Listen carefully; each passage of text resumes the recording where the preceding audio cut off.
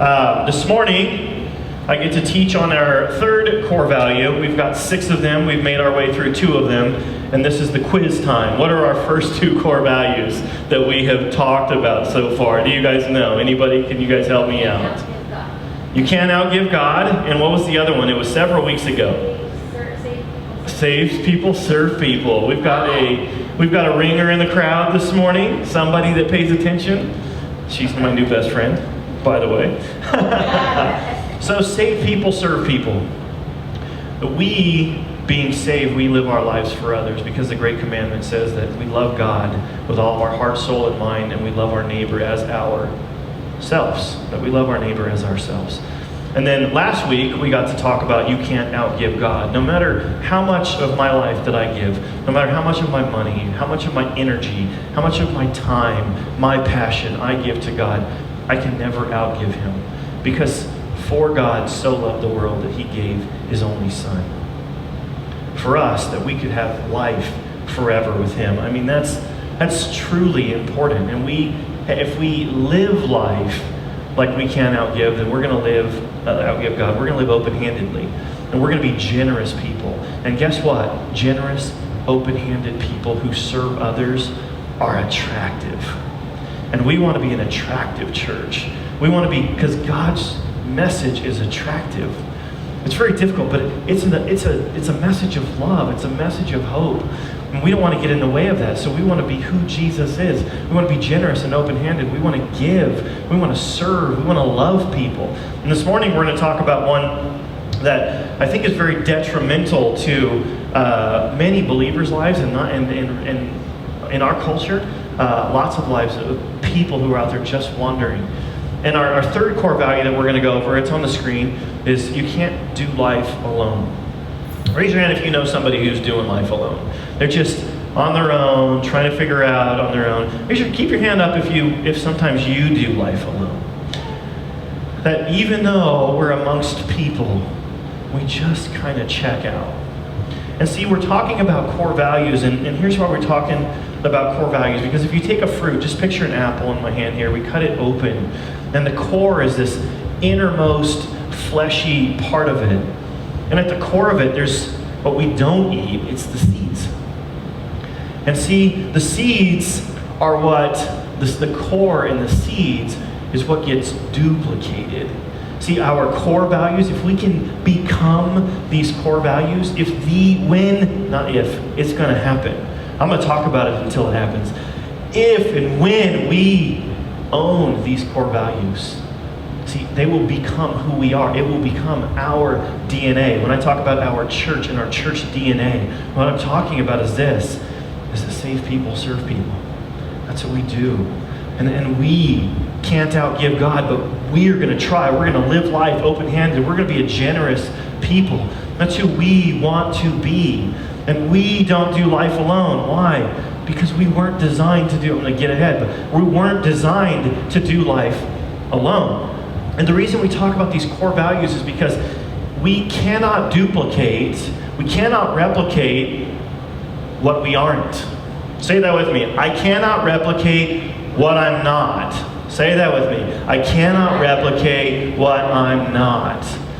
You see, I have kids, and I can tell them to do things. You've all heard it. You've probably all said it. Do as I say, not as I do, right? Guess what?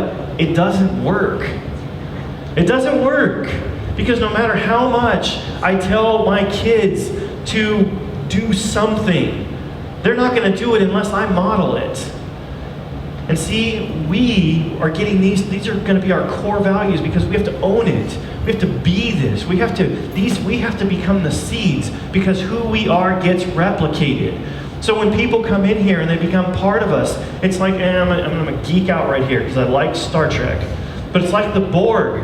Resistance is futile. But what they do is they assimilate everybody. It's a big word. It means to make like we are. Assimilate.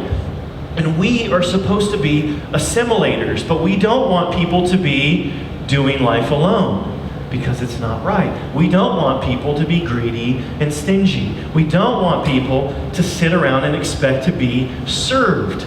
But if that's who we are, that's what gets duplicated. And I don't want that to be duplicated. So if you're here and you're that, you need to be running towards being generous. You need to be running towards serving people. If you have a hard time with that, get with somebody who does it and just say, I'm just going to stick with you because I can't do this on my own. I can't do life alone. Because when we get alone, we get to be about ourselves. It's about me and how people offend me and what people should do for me and how they should get out of my way and what the world owes me. Guess what? The world doesn't owe you anything. The world doesn't owe you anything. And see, we're going to take a look at this third core value because it's true. This, I can't do life alone, I think maybe is one of the most difficult for people because we put on a mask and it looks like we're doing life together because we find ourselves with people. But inside, we're just dying inside because we don't have the relationships that we should have. See, some of these values are easier for some of us. Like, you may be a generous person, and that just comes easy. You're gifted at being generous. But just because you're not gifted at being generous doesn't make generosity something that shouldn't be a part of your life. We all have to be like Christ, and in some areas we're going to struggle. In some areas it's going to come more natural because God has just gifted us in that. So this one for me this morning, you can't do life alone. Guess what? For me, I can knock this one out of the park. Why? Because I love being with people. I love being with people. I don't want to be alone. I start getting alone on my own. It's like this week I'm writing this message. I had a 17,000 square foot house with all the amenities that I could think of. I could have sat with a laptop. I was in Arkansas this week. I didn't buy a new home. I was in Arkansas this week, and I adopted a grandma out there, and she has this huge, beautiful house. She wasn't even there. She was in the hospital. And I had to write this message this week. And see, I could have stayed there, and it was private, and I could have been alone, but I couldn't. I don't even function well when I'm alone. So what did I do? I picked up my laptop, and I went to a church, the church that I used to pastor, and I sat down on a couch with a bunch of people around, and then I could work. See, I can't do life alone. Oh, it's easy for me. But for some of you right now, you're like, I'd be all right just to take a can of spray paint and say, and just spray that out right there. Because it's really easy for you to do life alone. You want to do life alone. It's about fear, and you don't trust people, and you've probably been hurt by people. But the reality is God is calling us back because our healing, get this, it's so ironic, people will hurt us. But also, our healing comes through people. People who have taken on God's DNA. And that's who I want us to be, so that we can help restore people. That we can be used by God. See, there's a lot of things that I wish this teaching seems so ineffective to me. Like, I'm going to talk, and hopefully we're going to do some of this. I wish I could just had an easy button, like that Staples button, and I could just go, bloop, and all of you could have the experiences that I've had. And I wish I could just take some of you, because you've had awesome experiences with God, and I wish I could just take those and implant them in everybody else. But the reality is, it's supposed to happen, but it's supposed to happen in relationship. That we can't just push the easy button. We have to do it by conversing, by doing life together, by meshing our life, by having crying sessions and laughing sessions and serving sessions where we get together with one another and we just do it. And I wish right now that there are some things that you guys could experience. One of those things I wish you guys could experience, I wish you could see someone fall in love with Jesus as a result of your influence in their life. And maybe you have. And I'll tell you what, there's nothing like it. I've done some really cool things. But when you see somebody who was lost and your life brings them into life in Jesus Christ because you serve them and you love them and you didn't let them do life alone, man, you're on cloud nine and you just want to do that again. I wish that you could baptize somebody. How many of you have baptized someone? I want you to baptize somebody. I want you to experience that, to see them go down in the water and come up a new believer, a new creation in Christ, to have your hand in the work, God's love flow through you and transform a life. There's nothing like it. You just become energized by it. See, I wish, for those of you who didn't raise your hand, I wish I could just go, boop, and put that experience in your life, because it would light you up. But I realize that I can't do that. I have to do it the hard way, the manual way. I've got to sit with you, and I've got to talk with you, and I've got to grab you by the arm and say, let's go do this together. And maybe we have to have that experience together for you to see what it looks like and what it feels like. And then it's the training wheels, and then you kind of get to do that on your own. But see, we didn't get to do that alone. We had to do that together. I wish I could live life. I wish I could just push a button. You could just start living life open-handedly. I wish I could just build that trust in you to say, you know what, just like I talked about last week, that our source is God. I wish you could just, everybody could just believe that and see how God supernaturally gives to you as you give to others. As you think, I'm tired and I don't have energy, but when you do, He gives you life and the energy to do it.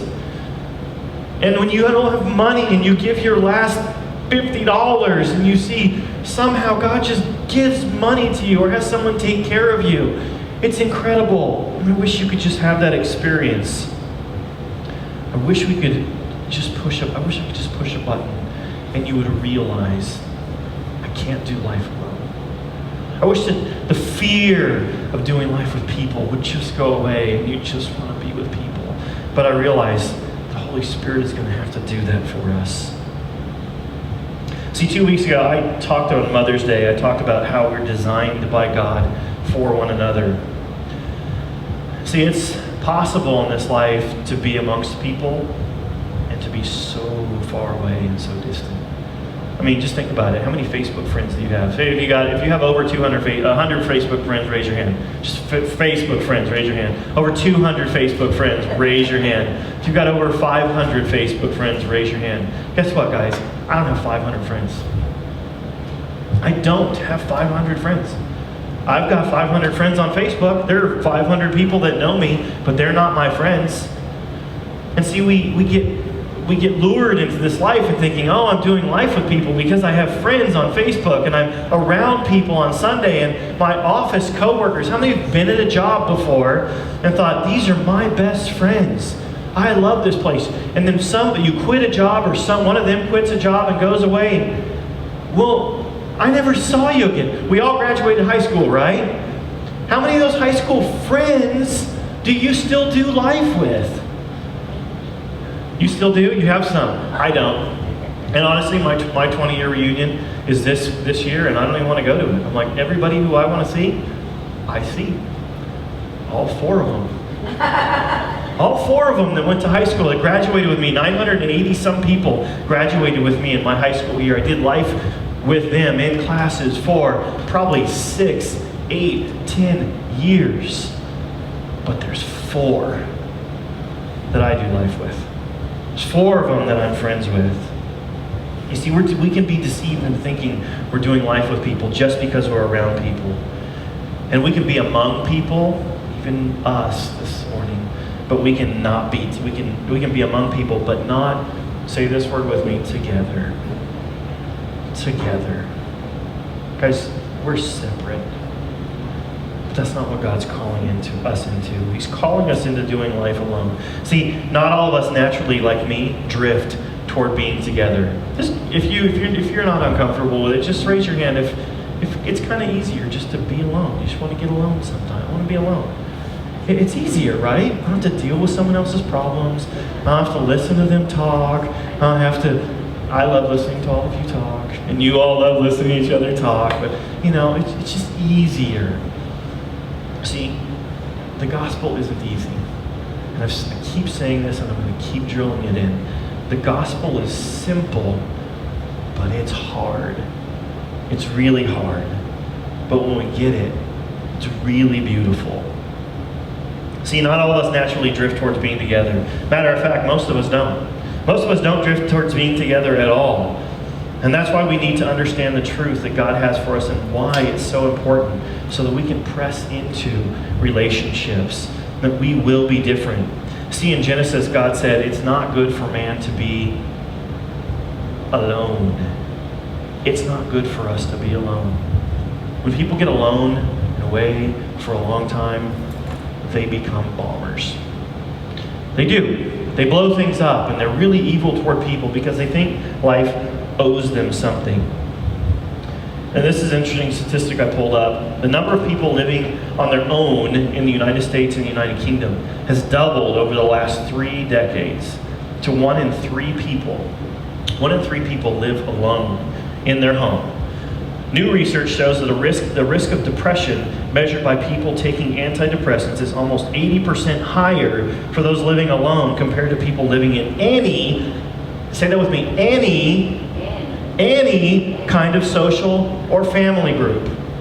I didn't say good, did I? I said if there's 2 people together, even if it's like jacked up, even if you're just living in a home and you guys fight most of the time, you're still better off than 80% of people who are living alone in their own home. Is that crazy?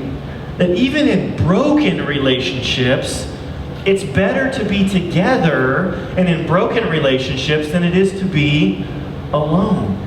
See, there's a truth. There's a truth in Scripture. God said it's not good that man should be alone. And guess what? The research is telling us the same thing. 80% of people who are living alone are on antidepressants. Why? It's not good that we should be alone. See, this is not what God had planned for us. He said, I came to give you life and life in the full. And living alone and feeling alone and not trusting people and not having input in your life, it's not the way God designed it. See, God designed us to be together, not alone. So I want to take a look at 4 reasons that God says we need to be with one another. So you guys could write these down if you've got paper, or just pull your phone out and write notes in here. The first one is encouragement. Encouragement. It's hard for me to encourage people. Sometimes it's even hard for me to encourage myself, and I like me. So it's even harder to encourage some other people who I don't like as much as me. I'm just being real here this morning. I like me a lot, but there are a few of you that I like better than me. Hebrews 10:23 says this, 24. Let us consider how we may spur one another on toward love and good deeds, not giving up meeting together as some are in the habit of doing, but encouraging one another, and all the more as you see the day approaching. Times are getting harder. Just watch the news. I never watched the news. I had the news on last night and it started depressing me. It's getting worse. And what God's saying is get together. As you see the day approaching, be together. Encourage one another. Spur one another on towards good works. Guess what? If I'm sitting on my couch, it's really difficult for me to spur myself on towards good works and good deeds. But if we're together, and I say, let's go do that, you're like, yeah, I'll get off the couch and do that with you. How many would agree that it's more fun to do something together than it is alone? It is. It's just way better to do. If you want to go on a hike, very few people say, I want to go on a hike alone. I want to go on vacation alone. I want to go camping alone. I want to go to the coffee shop alone. We meet people there because we want to be together. So encourage one another. Spur one another on towards good deeds. How should we encourage one another? Guess what? When any of you come alongside me and just say, man, I'm excited to be a part. I don't know where this is going. That's encouragement. I don't know how life is going for you, but I just want to hang out with you because I like you. Can we just grab a bite to eat, or can we grab a cup of soda or a cup of coffee and just talk? Guess what? In your spirit, when someone asks you that, you're like, they like me. They want to spend time with me. Is that encouraging when somebody likes you? It means the world. It means the world. So what I'm saying is, that core, what we need to be is just people who invite somebody to just start with a cup of coffee. You know what? You're not going to end up liking everybody, but if you just do that enough times, you're going to make a few good friends. You're going to find a few people who you really desire to do life with. So I could give you a compliment this morning. It's another way. I give you a compliment this morning, and you'd be like, oh, awesome. Guess what? If you got a little card in the mail on Tuesday, I don't know what it is about the mail, and I hope the postal service never goes away. Because when you get a little encouraging note in the mail, it's like, wow, words are cheap. But for somebody to go, take the time, write on a little note, a little encouraging remark, take the time and the money to put a stamp on it, stop at the post office and drop it off. My kids love getting something. I love getting stuff in the mail. I love it, and I know you do too. Each and every one of you go to the mail, and if you had an encouraging note in your mailbox tomorrow morning, it would make your day. It would make your day. We need to write notes to one another. Just when you think about it, man, I really appreciate that. That person's really good at that. Just jot it on a note. I think I'm going to make note cards here, so you can just put one in your lap, and when you think of somebody to encourage, write it down, put a postcard, put a stamp on it that week, and just mail it to them. Encourage one another. Written. It's great. How often should we encourage one another? I love this verse. It's one of my favorites. Hebrews 13:13 says this, but encourage one another today, or daily, as long as it's called today. So how long is today called today? 24 hours. 24 hours, all day long, right? So encourage somebody today, while it's called today, which is all day. Guess what? We read the same verse tomorrow. So encourage people when? All the time. There is no time that we should not be encouraging people. Encourage somebody daily, as long as it's called today. I love that it's in there, because he said daily, and he's like, hey dummy, as long as it's called today. Let me clarify this, like always, just always encourage people. You can't over-encourage people.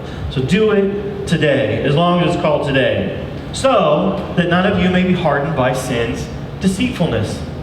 Wow! Sin's deceitfulness. Nobody likes me. I'm not worthy. No one can care about me. I'm not worthy of having a conversation with. Satan comes in to deceive us and plants a lie in our lives and says, you're not worthy. Nobody cares about you. Nobody wants to spend time with you. Nobody likes you. Everybody hates you. So, what does it say? Encourage somebody today, as long as it's called today, so that, what? So that none of you may be hardened by sin's deceitfulness. If someone's encouraging me every day, guess what? It's really hard to hear the lie that nobody likes me and everybody hates me and I have nothing to give to this world. Right?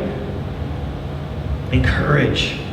Just this week, my time in Arkansas, Kittrick asked me a week ago or 2 weeks ago, he said, what was that about? And I said, it was a learning period for me, and I hope that God used me in some ways to impact some people. So this week was a true blessing for me. I came in, I popped in on the youth group on Wednesday night, and a couple of the Reynolds, they were there, and they're serving in the youth group. And they came up to me, oh, Sally, it's so good to see you. We thought that was you. And I'm not saying this to toot my own horn. I'm just saying, you never know the impact you make on people's lives. They said, we remember, because I've taught this core value, you can't outgive God before. We remember a message to this day. It's the only one that we remember. You said that you can't outgive God. Your time, your energy, your money, your passions. We're serving today. We're loving people today. We're generous today because of what you did. And we talk about it all the time. See, it makes a difference when you encourage somebody, when you ask them, and then they encourage me. I'm like, wow, I guess something good did come of me living here for 5 years. And you never know, but it's really good to hear. It's what it takes for me to get up in the morning and say, you know what, I'm going to continue on. I'm going to continue on. I want to hear from you. I want you to hear from each other. It's what's going to allow us to continue on. Second one, this is a hard one. This is one we like to do though. But you have to do it the right way. Or this one is like, oh man, it could go really ugly. Rebuke and correction. Rebuke and correction. I want you to write that down. Rebuke and correction. This is why we're together. We can correct one another.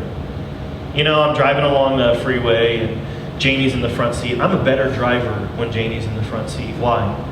Because there's two other eyes that are looking out for the safety of my vehicle.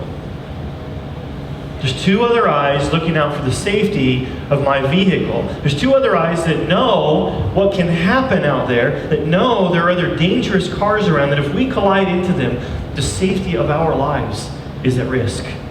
So I'm a better driver because there have been times when Janie and I have been driving and I just hear her, whoa, whoa, whoa, whoa, whoa, because I was going to change lanes into somebody who was in my blind spot. And see, just as we are in the car, we are in life. We have our own blind spots. There are things in our lives that we're prone to do. There are directions. There are being alone. Hey dude, you're being alone. You're withdrawing. That's not good. That's correction. That's love. That's support. That's caring. That's love in action. And see, we have to be really good at getting to know one another, because if we don't know one another, we can't lovingly correct and rebuke one another. But when we know one another, guess what? When you know me and you watch out for me and you know what I'm prone to, because I've been transparent and I tell you, and I'm open with people. Dude, this is a problem for me. This I struggle with. Here's my blind spot. Would you look out for it for me? Would you watch that? Because I'm probably going to crash into something there, and I don't want to crash into something. See, when we do life alone, we miss that blind spot. And we crash in, we collide into the guardrail, and we hit other cars. And it's damaging to us. Guess what? It's damaging to other people. There's a friend of mine who lives in Arkansas, and she just regularly will call and ask, hey, I'm thinking about doing this, but I know that I'm prone to making poor decisions in this area. What do you think? What does the Bible say? And I'll point her to Scripture, and I'll pray about it, and I'll say, this is what you should do. And sometimes she listens, and sometimes she doesn't. But recently she didn't listen, and when I was out there, she said, you know, I asked you for your help, and you gave it, and I didn't listen into it because I didn't want to deny myself. I wanted it to be okay, and it was sucking the life out of me, and I had to get out of that situation.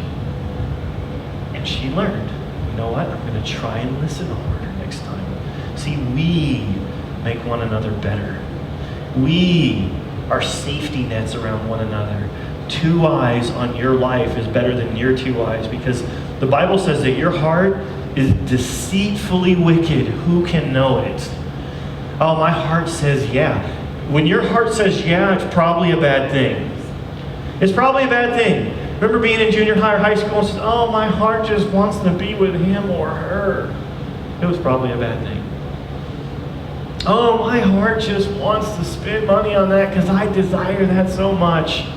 And later you're like, oh, I shouldn't have spent money on that. See, our hearts are deceitfully wicked. Who can know it? But guess what? If I know you, and I know you're prone to that, and my eyes are on your life, and I'm looking out for you to encourage you and to correct you and to rebuke you, guess what? You're safer with me in your life. I'm safer with you in my life, and I'm safer with you in my life. If we do this together, if we don't do life alone. Third one is discipline. Discipline, write that down. To do what we know is right. Oh, it's so hard to do what we know is right.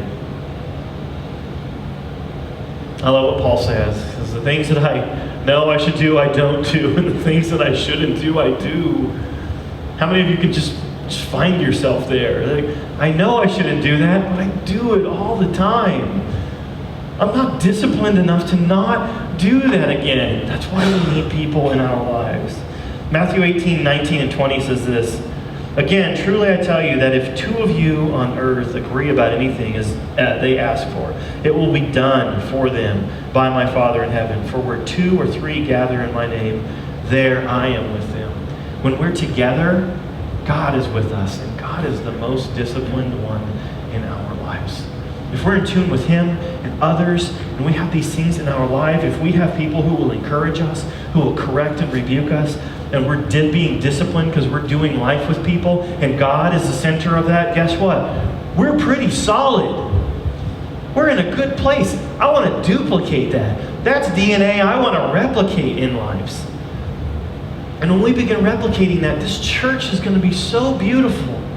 I'm so excited about that. The last one, support.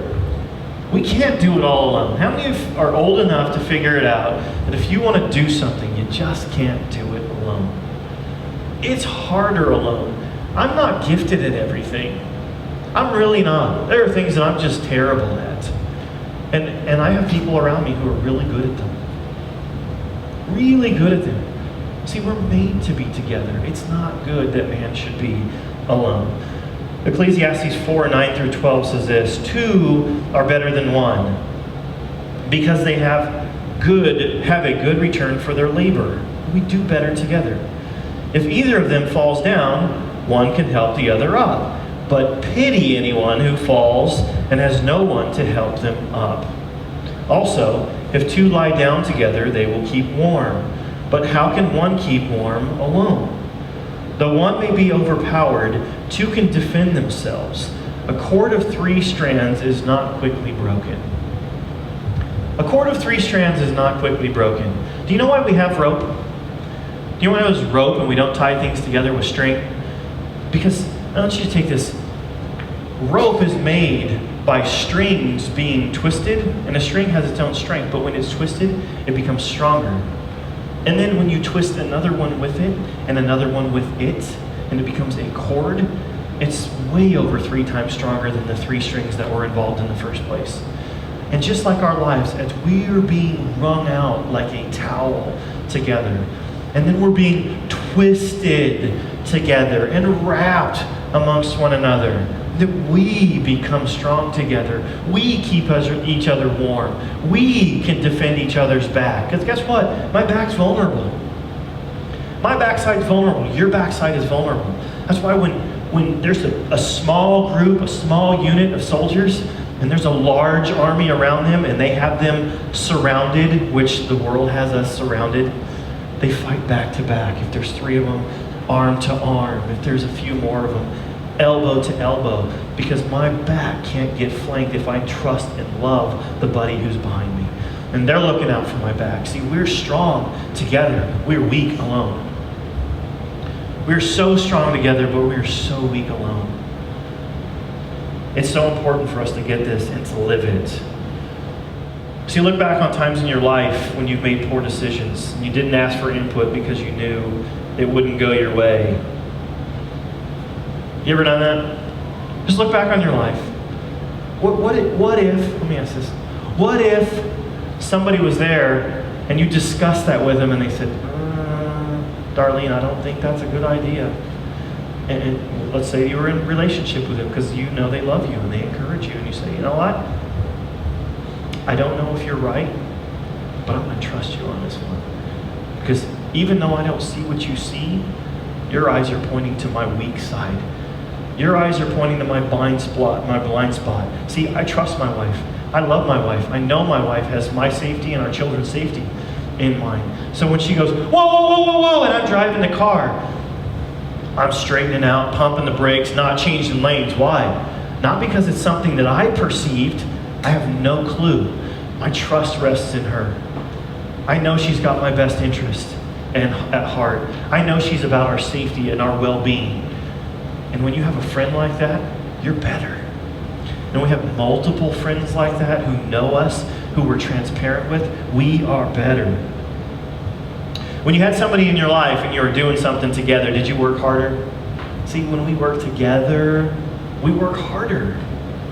Each and every one of us do. We can lift more. You know, it's crazy. I think the statistic is 1 ox can pull 2,000 pounds, but put 2 oxen together under a yoke, under the same burden, and they can move 11,000 pounds. How does that work?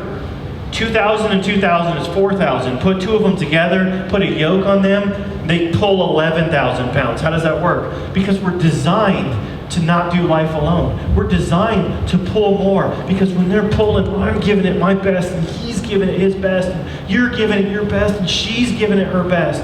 We don't want to let each other down, so we work harder when somebody's working alongside us. People bring out the best in us. They bring out our best. There's a song I learned when I was a little kid, and you may have heard it too. When we all work together. So you know it. How happy we'll be. When we all work together, how happy we'll be. Because no matter how happy you think you are alone, you're not. I've counseled so many people who put the face on, and they come in my office and they're, I'm happy. And I'm like, I just don't listen to it anymore. I just say, no, you're not. No, you're not. You're lost inside. You're broken. You have no idea where you're going. And more times than not, right there, on the chair in front of me, standing in the hallway, outside the building, wherever we are, tears come streaming down. Because we know we're not good alone. We know our mind goes places it shouldn't go. We know we listen to the enemy. We know that we get beat up and bruised because we're just getting attacked in the backside the whole time because nobody's there to watch our flank. We're better together. We're made to do life together. Support from others makes us better. There's a study that went on. The question is this: how much does social support help motivate people? Stanford University found this, that simply receiving a check-in phone call that asked about your progress every 2 weeks increased the amount of exercise participants did by 78%. So lots of us have started a gym at the beginning of the year, right? So what the study's saying is if you had somebody calling you every 2 weeks, 78% of participants would actually be on their workout program as opposed to falling off. It makes us better. Just a phone call. Just something so small as a phone call. Hey man, are you working out? Oh man, now I better get and do that. Just a phone call. A workout partner will keep us moving. In the Stanford study, participants who had received those bi-weekly check-in phone calls were still exercising at an increased level of even after 18 months. Even after 18 months. Meanwhile, the Department of Kinesiology of Indiana University found that couples who worked out separately had a 43% dropout rate, while those who went to the gym together had only a 6.3% dropout rate. See, when we do life alone, we don't do it as well. When we do life alone, we quit. We're not living out our purpose. We're living life by default. We're just getting beat up by life and letting it move us instead of moving life. A workout partner will make you work harder. It's called the Kohler effect. This was interesting. In a nutshell, not wanting to be the weakest link, like I was talking about, the weakest link in a group or a partnership, specifically working out with someone more fit than you will in turn make you more fit. In one study, people were told to hold the plank position. You remember when planking was popular and everybody did selfies and they planked, they just laid flat out there. In the planking position, as long as be it in the planking position as long as possible. When told they were working as a team, one person had to stop. If and when the other stopped, participants exercised 160% longer than those simply working with a partner. We're free to stop planking without affecting the other, and 200% longer when than those working alone. So they worked 160% longer when the other one had to stop, when they would quit. But then when they were working together, they worked 200% longer. A different female-only study found that women who exercise with friends burn around 236 calories compared to 195 calories burned during a solo session. Some other statistics from the study: the average workout for friends lasted 42 minutes, while the average run with a partner was around 31 minutes. Compare this to the lonely gym goers. Those sessions only lasted 36 minutes, and those who run alone only lasted 29 minutes. See, God said that we shouldn't do life alone. He designed us to be. He said, God said man should not do life alone. See, it's in our being to do it together. It's who we are. The Bible says it, the studies say it, and we work harder when we're together. We're healthier when we're together. How are we going to do life together here? Well, see, you guys are in rows right here. This is not the best way to do life together. You all looking at me talking to you. See, we have this saying around here that circles are better than rows. So we have some small groups that meet, and I would like for all of us to be meeting in a small group. And within those small groups, I would like relationships to form. Because small groups are good, but you can still be lost in a group of 5. Do you agree with me or not? You can be lost in a group of 5. But in a group of 2, you're not lost. See, here we're going to continue to drive relationships down until we have one-on-one friendships. Because that's when we're not doing life alone. You can do life alone sitting in a chair. You can do life alone sitting in a group. You can't do life alone when you're sitting kneecap to kneecap, sharing a drink or a relationship with somebody else. We have to drive it down to being one-on-one, encouraging one another, rebuking and correcting one another, being disciplined with one another, and supporting one another. We can't do life alone. Not well. Not what we're designed to do. Not what we are called into. We'll be happier when we do, and we'll find our purpose when we do.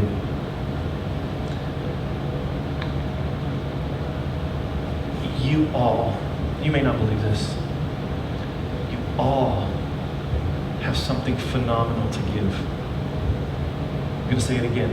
You all have something phenomenal to give, and that's truth.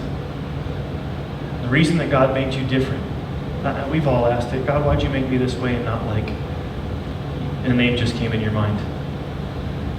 Why'd you make me like this instead of like that person who seems so happy and successful? Because God put a gift in you. You are His gift to humanity. And when you don't engage, and when you don't do life with people, and when you don't love people, and when you don't be who you are, you be you. Don't worry about them. You don't need to be me. I need to be me. But I don't need to be like the pastor down the street. I got to be who God called me to be. And when I'm me and you're you, then we all get the gift that God designed in each and every one of our wombs. That's why I'm so keen on Psalm 139. You knew me in my womb. You knit me together. We question God when we say, why did you make me this way? He made you this way for a reason. Find it. You're here for a reason. Find it. To encourage, to support, to correct, to be disciplined with, to love other people. You be you. And when you be you and we be together, I know that's not grammatically correct, but when we be together, we be stronger. Yeah, it's going on the web. Let's pray. Jesus, I love you. I love your design. I love your purpose. And it is so hard sometimes for me to be me. I want to be like somebody else who I think is better than me or successful. But when I think that somebody is better than me and successful, and I want to be like them, I'm just really throwing rocks at your design for me. I'm questioning you. And God, I don't want my spirit to question you. I know that you've made me special and unique, and you made these people special and unique. And together we're going to activate our gifts so that we can love people and serve them well, so that we won't be alone, so that 80% of us that are alone are not on medication because we just feel lost and nobody cares for us. We want to be a sticky church where people come and find life, a sticky church where people come and don't feel alone. And that is your plan. Father, give us the boldness and the courage to walk in that. Put it in our mind. Prompt us to be those people. In your precious name, amen.